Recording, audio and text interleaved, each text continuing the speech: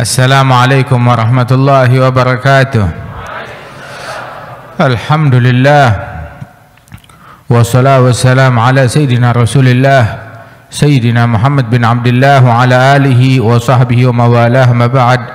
Kita bersyukur kepada Allah Subhanahu wa taala yang telah menghadirkan kita, dan prasangka baik kita kepada Allah taala bahwasanya Allah tidak menghadirkan kita melainkan untuk memberi kepada kita, untuk memberi anugerah, untuk memberi ampunan, untuk memberi rahmat kepada kita sekalian.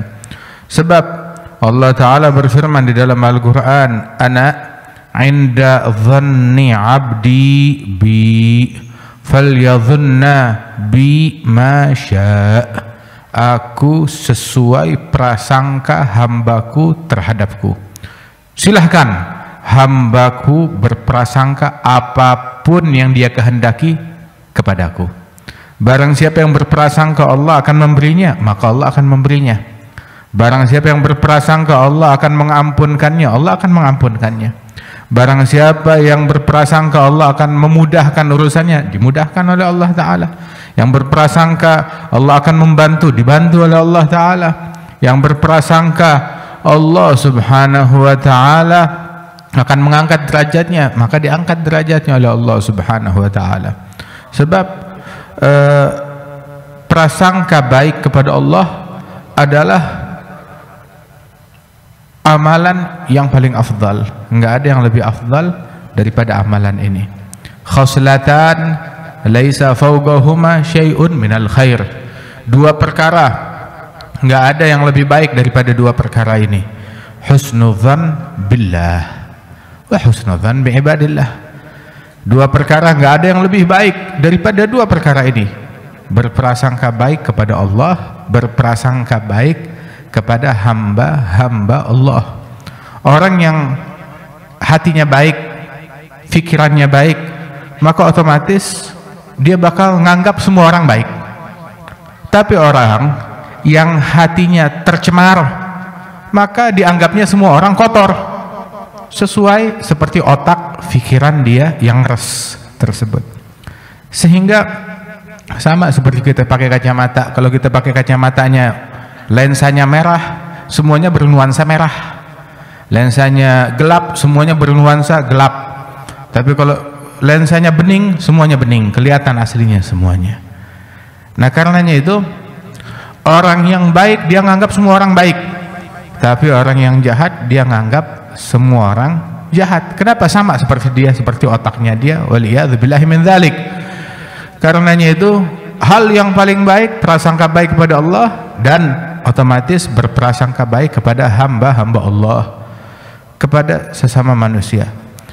Dan hal yang paling buruk, nggak ada yang lebih buruk daripada dua perkara ini, berprasangka buruk kepada Allah dan berprasangka buruk kepada sesama hamba-hamba Allah.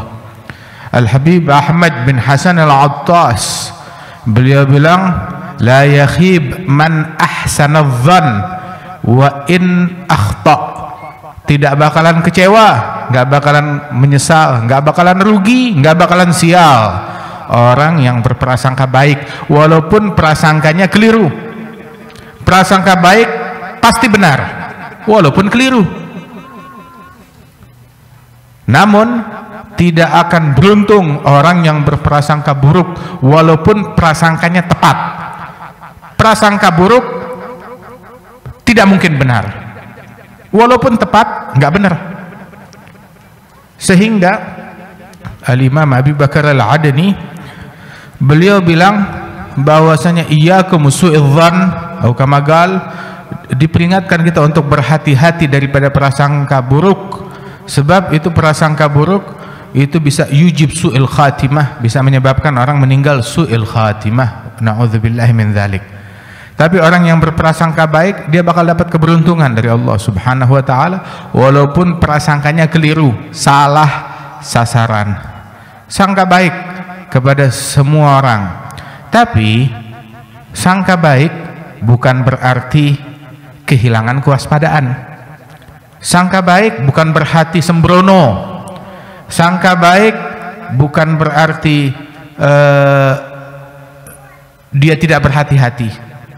Disebutkan kana Rasulullah sallallahu alaihi wasallam yahtarisu min ashabih wala yatruk al-bashashata fi wujuhihim. Rasulullah sallallahu alaihi wasallam beliau waspada, berhati-hati bahkan terhadap sahabat-sahabatnya, tanpa mengurangi keramahan dan keceriaan beliau di hadapan para sahabat-sahabatnya. Tetap sangka baik, tetap senyum bersama mereka, tetap ramah kepada mereka, akan tetapi bukan berarti menghilangkan kewaspadaan. Tetap waspada, jangan sampai ada sifat buruk yang mencemari hati seseorang. Sangka baik bukan berarti dia meninggalkan keberhati-hatian di dalam menimba ilmu. Inna hadzal ilma din falyanzur ahadukum amman ya'khudhu dinah. Ilmu ini agama, lihat-lihat dari mana kita mengambil agama kita. Oh, sangka baik terima dari siapa aja. Oh, jangan. Sangka baik maknanya dia berhati-hati juga di dalam menimba ilmu, mengambil ilmu dari sumbernya yang benar, dari sanadnya yang tepat, sebagaimana diajarkan oleh Rasulullah sallallahu alaihi wasallam. Sangka baik tersebut difirmankan oleh Allah Subhanahu wa taala, khudhu hidrakum, ambil kewaspadaan kalian. Ambil kewaspadaan, waspada dari pandangan yang haram, waspada dari pikiran yang haram, waspada dari ucapan yang haram, waspada dari pergaulan yang buruk, yang jelek, waspada dari pikiran yang jelek, waspada dari hal-hal yang diharamkan oleh Allah Ta'ala, waspada dari teman duduk yang ngajak kita kepada kemaksiatan kepada Allah Subhanahu wa Ta'ala. Walaupun kita diperintahkan untuk sangka baik, bukan berarti kita boleh duduk dengan sembarang orang tanpa kita meneliti bagaimana keadaan orang tersebut, sebagaimana disebutkan oleh Rasulullah sallallahu alaihi wasallam, al-mar'u min jalisih, al-mar'u ala dini khalilih. Seseorang dinilai dari teman duduknya. Disuruh berhati-hati. Falyanzur ahadukum man yukhalil, man yujalis. Hati-hati dengan siapa kita duduk, tanpa mengurangi sangka baik kita kepada semua orang. Bil musliminal kull ahsinudz dzan, berprasangka baiklah kepada semua muslim. Wa in kana nagi, walaupun orang itu tukang maksiat. Loh, sangka baik walaupun dia tukang maksiat? Iya, maknanya sangka baik kepada tukang maksiat, berprasangka bahwasanya kelak dia bakalan taubat kepada Allah Subhanahu wa taala. Kelak dia bakal mencapai kewalian tinggi di sisi Allah Subhanahu wa taala. Bukan sangka baik kepada tukang maksiat, kita ngikut kepada dia, bermakmum kepada dia. Tidak. Berprasangka baik kepada orang yang tukang maksiat, husnudzan, kali suatu saat dia bakalan taubat, mencapai derajat yang tinggi di sisi Allah Subhanahu wa taala. Kan al-Imam Abi Bakar Al-Adani Ibn al-Imam Al-Idrus Abdullah Al-Idrus bin Abi Bakar Al-Sakran Ibn al-Imam Abdurrahman Al-Saggaf, itu beliau ini al-Imam Abi Bakar Al-Adani, dia izin kepada ayahnya mau dakwah ke tempat yang jauh, keluar kota. Maka ayahnya bilang, kamu mau dakwah tapi kamu sudah layak atau belum? Bilangnya, kita belajar mau dakwah. Bilang, jika demikian coba bawakan kepada saya orang yang derajatnya lebih hina dari engkau. Baik, kata beliau. Dia berpikir, kalau guru-guru saya jelas mereka lebih mulia dari saya, mereka senior saya. Adapun rekan-rekan santri yang seperti saya, maka mereka lebih baik dari saya. Sangka baik saya, mereka jelas insya Allah lebih baik dari saya. Saya nggak bisa mencapai seperti mereka. Maka dia lihat kepada murid-muridnya yang pernah ngaji, yang pernah berguru kepada beliau. Terus dia berpikir, nah mungkin ini mereka lebih rendah dari saya derajatnya. Kemudian dia berpikir, enggak juga. Mereka para santri menuntut ilmu, malaikat menghamparkan sayapnya untuk dipijak oleh mereka, bagaikan permadani. Orang-orang penuntut ilmu berjalan di atas, bukan permadani merah, di atas sayapnya malaikat. Siapa yang bisa menyaingi derajat mereka? Saya nggak bisa. Murid saya lebih mulia dari saya. prasangka beliau ini. Akhirnya dia berpikir, tukang maksiat, saya nggak pernah maksiat, tapi dia berpikir, tukang maksiat kalau dia tobat dia mencapai derajat di sisi Allah Subhanahu wa taala. Innallaha yuhibbut tawwabin wa yuhibbul mutatahhirin. Sedangkan saya maksiat nggak berasa diri saya maksiat. Kesombongan hati, kesombongan dan lain sebagainya. Maka dia beranggapan mereka pun lebih mulia dari saya. Hingga dia berpikir, kalau begitu orang kafir lebih hina dari saya. Dia mau bilang gitu ke bapaknya. Dia berpikir sekarang mereka lebih hina dari saya sekarang, tetapi itu nggak membuktikan kalau saya lebih mulia dari mereka. Sebab baik buruknya seseorang, mulia atau hinanya seseorang bukan dibuktikan sekarang, tetapi saat dia meninggal dunia. Yang sekarang kafir, barangkali suatu saat kelak dia dapat hidayat, masuk Islam, meninggal dalam Islam. Tapi saya nggak menjamin kalau diri saya kelak akan meninggal dunia dalam keadaan Islam. Dia nggak menjamin, nggak berani. Siapa yang bisa menjamin diri dia bakal meninggal dalam keadaan Islam? Makanya saya nggak berani jamin saya lebih baik dari dia kelak hari kiamat. Khalas. Akhirnya dia pulang menghadap ayahnya. Dia berpikir, saya gagal melaksanakan misi saya, menemukan orang yang lebih hina dari saya. Saat mau pulang ke rumahnya, dia lihat di jalan ada seekor anjing yang sudah meninggal, yang sudah mati menjadi bangkai. Dia bilang, ini lebih hina dari saya, anjing yang sudah jadi bangkai. Dia berpikir, tadi mau ambil tali, mau diikat, mau diseret, bawa ke hadapan ayahnya, ini lebih hina dari saya. Baru dia berpikir begitu, dia bilang, enggak juga. Sekarang mungkin manusia, ya sekarang kita bisa bilang lebih mulia dari anjing, tetapi besok hari kiamat, kalau orang yang bertakwa, yang taat kepada Allah Subhanahu wa taala, dia masuknya kembalinya ke surganya Allah taala. Adapun orang yang maksiat kepada Allah, yang dimasukkan ke dalam api neraka, maka dia lebih hina dari anjing, sebab anjing tidak masuk neraka, kembalinya menjadi tanah. Maka dia cerita kepada ayahnya, "Abah, saya gagal." Oh, gagal bagaimana? Dia ceritakan. Bahkan anjing pun saya nggak berani bilang diri saya lebih mulia daripada bangkai anjing, kata beliau. Maka sang ayah berkata, sekarang baru kamu pantas untuk berdakwah. Orang mau dakwah harus punya pikiran kayak begini. Selama dia beranggapan saya lebih mulia, saya punya, saya hebat, saya berilmu, saya soleh, saya alim, saya guru, saya ustadz, maka orang macam begini jangan diharap yang kayak begini. Namun syuyukh, guru-guru yang kita kenal, nggak pernah nganggap dirinya lebih mulia bahkan daripada murid-muridnya sendiri. Di antaranya disampaikan oleh guru kami Al-Habib Umar bin Muhammad bin Salim bin Hafidh. Berkali-kali beliau bilang, kalau lagi duduk sama kita nih, itu ada beberapa orang murid-muridnya, terus beliau bilang, ya, sungguh besok hari kiamat, siapa yang selamat dari kita, ingat-ingat sama temennya, cari temennya. Besok hari kiamat misalkan dia selamat, nyampe ke surga duluan, cari-cari temennya. Begitu, ulurkan tangannya, cari saya, cari temannya, mungkin saya masih belum selamat, tolongin kita semuanya, saling, sampai sedemikian rupa. Nggak menganggap dirinya lebih mulia daripada manusia lain, sangka baik kepada semua orang. Walidzalik, orang yang sangka baik tersebut anugerahnya besar dari Allah Subhanahu wa taala, sebab Allah taala bukakan bagi dia pintu, kamu mau apa? Silakan berprasangka. Tapi orang yang kalau prasangkanya sempit, picik, nggak dapat apa-apa. Al-madad ala qadril mashhad, anugerah yang didapat oleh setiap orang tergantung dari mashhadnya dia, dari pandangannya dia. Yang pandangannya sempit, pikirannya sempit, hatinya sempit, anugerahnya juga sempit.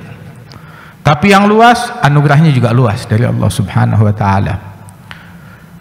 Husnudzan, sangka baik kepada orang, apalagi sangka baik kepada orang-orang solihin yang dimuliakan oleh Allah Subhanahu wa taala. Anggap setiap orang yang kita temui jangan-jangan itu Nabi Khidir. Anggap setiap malam yang kita lalui jangan-jangan itu malam Lailatul Qadar.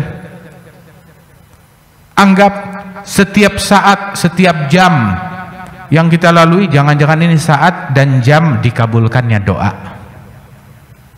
Sebab itu dalam setiap malam ada satu saat di mana tidaklah hamba mukmin berdoa kepada Allah melainkan dikabulkan doanya oleh Allah Subhanahu wa taala. Sengaja jam itu disembunyikan agar tujuannya apa?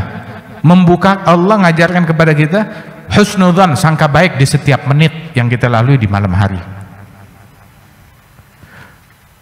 Dan juga husnudzan, sangka baik dalam setiap orang yang kita temui.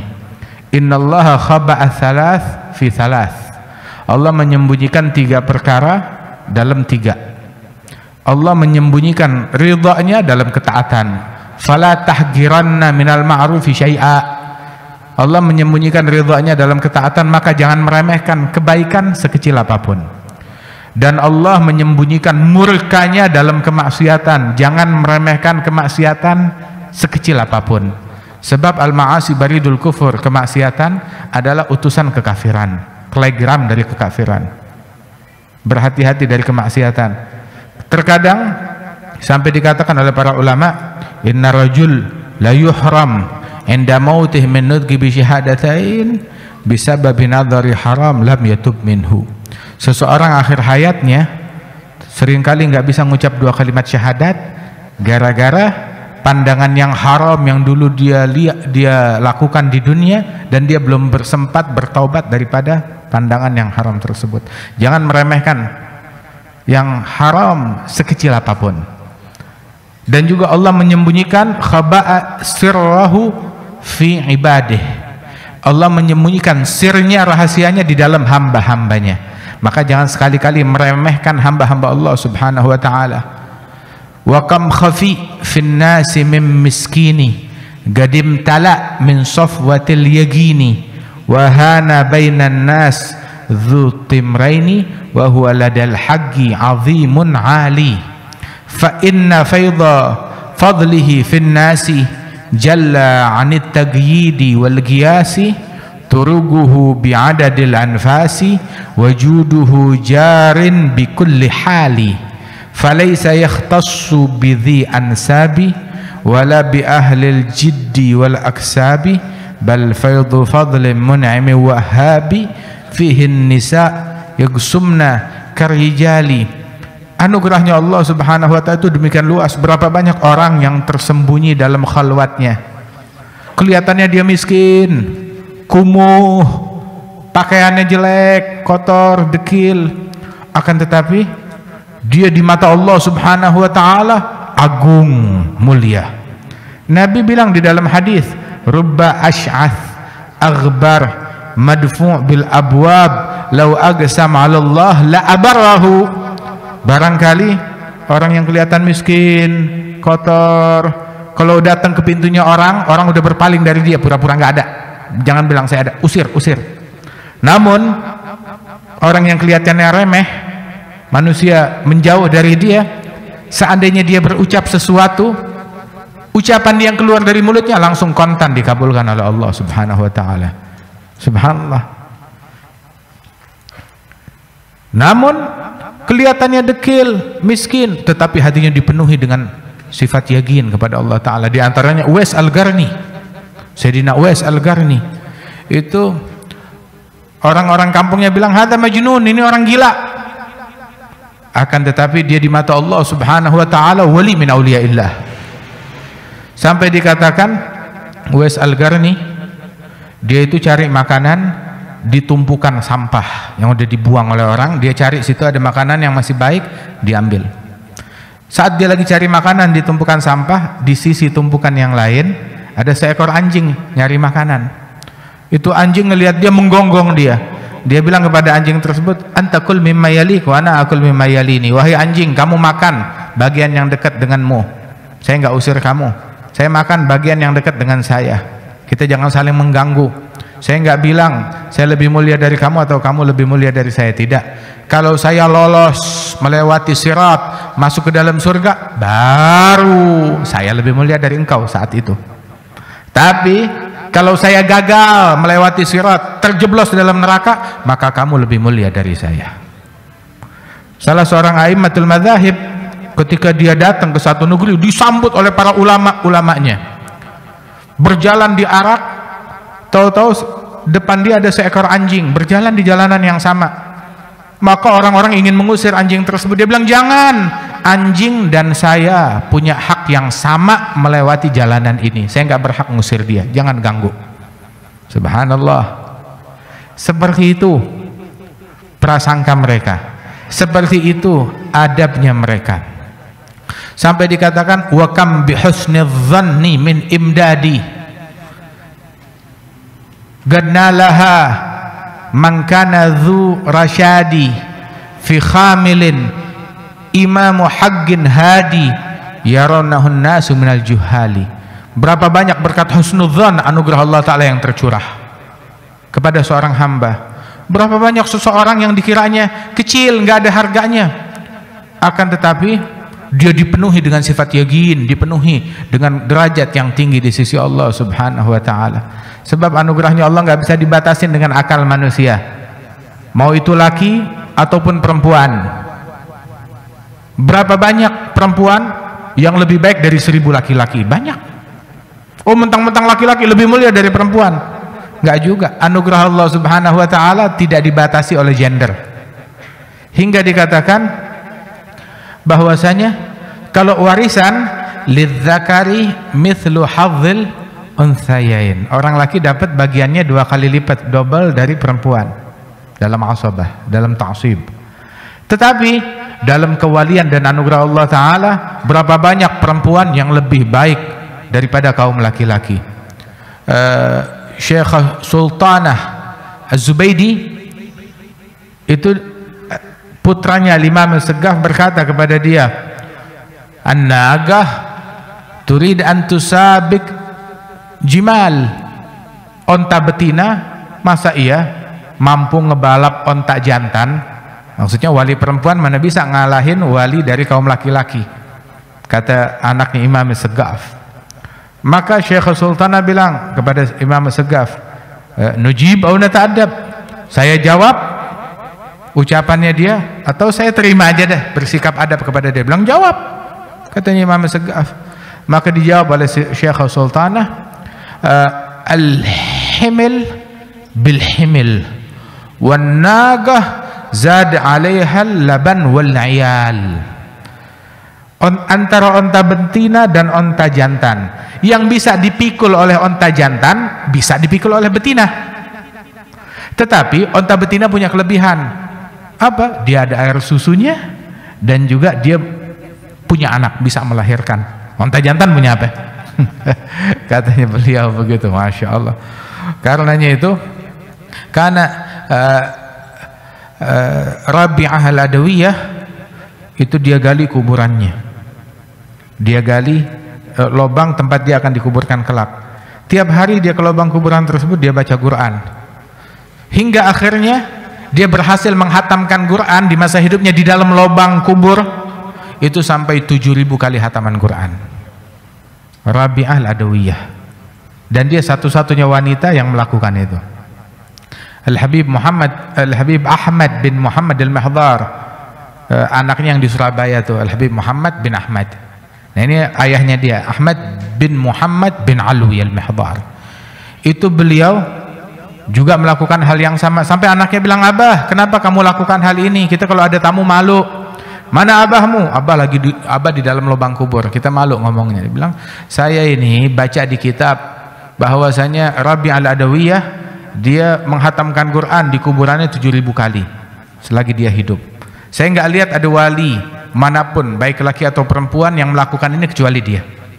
Ini rekor ini baru hanya bisa dipegang oleh kaum wanita." Oh, saya nggak terima. Masa iya laki-laki kalah? Hingga beliau menghatamkan Al-Quran 1 kali, 2 kali, 3 kali di lubang kuburnya. Hingga akhirnya dia bilang sama anaknya, "Alhamdulillah, akhirnya sekarang saya memecahkan rekor tersebut, 7000 kali hatam." Sama seperti Rabi' Adawiyah. Anaknya bilang, "Cukup kalau begitu." Oh, nggak bisa, masa kita sama, harus lebih. Dilebihkan hingga beliau menghatamkan 8000 kali hataman Al-Quran. Subhanallah. Masya Allah. Mudah-mudahan Allah Ta'ala berikan taufik kepada kita sekalian. Ada bulan-bulan Rajab. Bulan Rajab anugerahnya Allah Ta'ala luas. Bulannya istighfar, bulannya Allah, bulan memperbaharui hubungan kita dengan Allah Subhanahu wa Ta'ala. Malam-malam Rajab, malam dikabulkannya doa, malam anugerah, perbagus prasangka kita kepada Allah Subhanahu wa Ta'ala. Ya, mudah-mudahan berapa banyak di bulan Rajab orang yang melalui bulan Rajab, bulan Syaban, bulan Ramadan, enggak disangka, enggak berlalu bulan-bulan yang mulia ini, melainkan dia telah mencapai jenjang-jenjang kewalian tinggi di sisi Allah Subhanahu wa Ta'ala. Adapun orang yang pikirannya ngeres, yang pikirannya kotor, ya masih segitu-segitu aja, masih segitu-segitu aja, enggak ada husnudzannya kepada kepada Allah, kepada para aulia, kepada para salihin, kepada para ulama. Mudah-mudahan Allah Subhanahu wa Ta'ala berikan anugerah kepada kita sekalian. Majelis ini makin ma'mur, sahibul bait diberikan keberkahan oleh Allah Subhanahu wa Ta'ala. Allah yaktub lana lakum al khairat wal masarat wat taufiq was salah wal fawz wal falah ala hadhihi niyyah wa niyyatin salihah jami'ah lil khair dunya wal akhirah dafi'ah min kulli syarr jalibah li kulli khair wa ila hadratin nabi Muhammad sallallahu alaihi wa alihi wasallam bisirril Fatihah.